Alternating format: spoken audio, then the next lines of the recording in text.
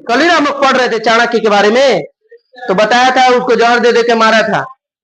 देखो, तो भारत का जो ये जो क्षेत्र है ये क्या है, उत्तर है, लेकिन हिमालय पर्वत ठीक इसके मथुए पर है। खड़ा हिमालय बता रहा है, डरो ना आंधी पानी से, डिगे रहो तुम अपने पथ पर। ये कविता भी हिमालय के ऊपर है कि नहीं? इसका नाम हिमालय क्यों है? क्योंकि हिम मने होता है बर्फ। क्या होता है? हिम मने बर्फ, हिम का आलय है हिमालय। ठीक है, देखो ध्यान से देखो, तो यहाँ पे जो है हिमालय है, इसका जो निचली भाग है इसको शिवालिक कहते हैं। क्या बोलते हैं?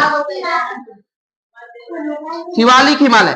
ठीक शिवालिक हिमालय के नीचे में भारत है। अब भारत का अधिकतर भाग जो है पहाड़ी क्षेत्र है। ये सब इलाका क्या है? पहाड़ी क्षेत्र है, पूरा पहाड़े पहाड़ है।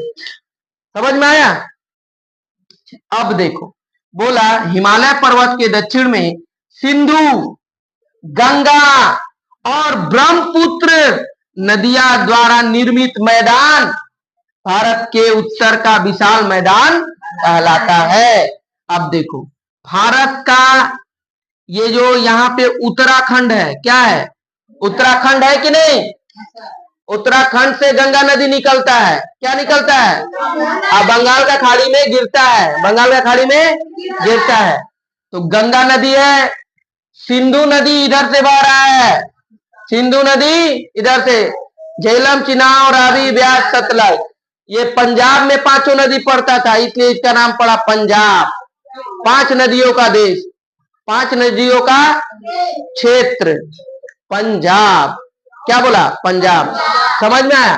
तो झेलम, चिनाब, रावी, ब्यास, सतलज। झेलम चिनाब जो है जब बंटवारा हुआ भारत पाकिस्तान का, तो ये चला गया कहां पे? पाकिस्तान में झेलम चिनाब चला गया। रावी, ब्यास, सतलज जो है भारत में रह गया।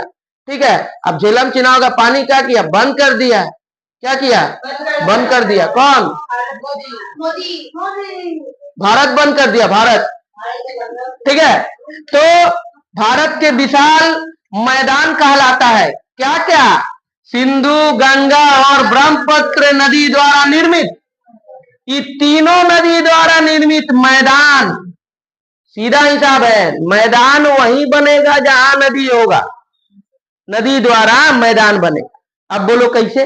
नदी मिट्टी उट्टी बहा के लाएगा और इधर जमा कर देगा। बाढ़ आएगा, बाढ़ सुना है ना? पानी का बाढ़ आएगा और मिट्टी को रख देगा, निकल जाएगा। कुछ मत करो, यहां से इटखोला में जाओ। इटखोला में जब